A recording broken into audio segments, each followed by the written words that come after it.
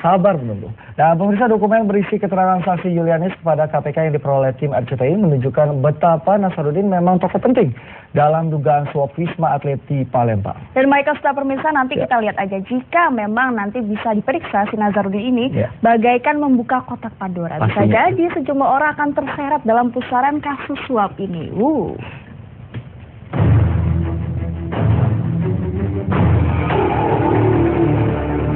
Nazarudin adalah kunci dalam kasus dugaan suap proyek pembangunan Wisma Atlet SEA Games di Palembang, Sumatera Selatan.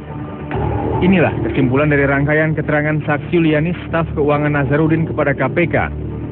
Julianis mengurai peranan Nazarudin sebagai pengelola grup perusahaan Permai, sungguh dominan dalam hubungannya dengan terdakwa Mindo Rosalina Manulang, direktur di PT Anak Negeri, terdakwa Muhammad L. Idris, direktur di PT Duta Geraha Indonesia atau DGI, dan tersangka Wafid Muharam, sekretaris Menpora. Nazarudin pernah memarahi Rosa saat anggaran Menpora untuk pembangunan Wisma Atlet hanya cair 200 miliar rupiah.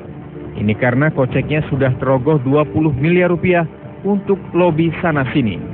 Agar PT DGI menang tender pun, Nazarudin berulang kali menemui Wafid, sekretaris Menpora. Pihak Wafid pun bicara.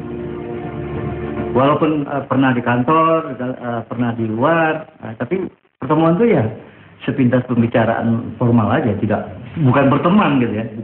Nazarudin pernah menyampaikan bahwa DGI itu ya satu perusahaan yang bagus gitu ya. Ya sama, Pak Wafid cuma menyampaikan ya silakan.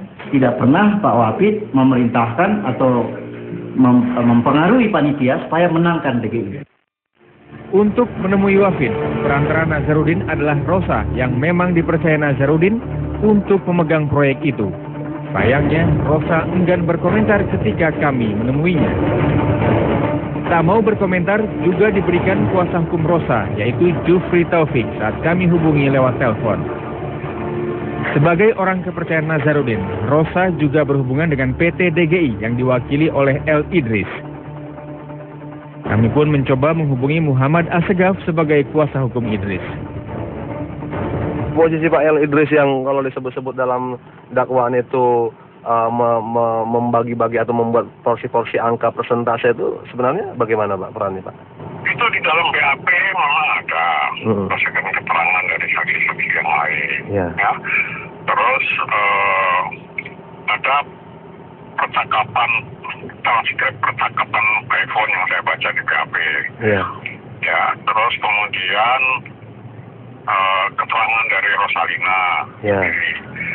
Ya, itu semua tertuang di dalam BAP.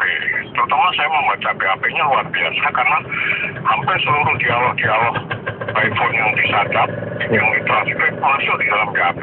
Ya, kalau itu diminta konfirmasi dari mereka membenarkan, ya sudah. Tim Liputan Khusus RCTI melaporkan.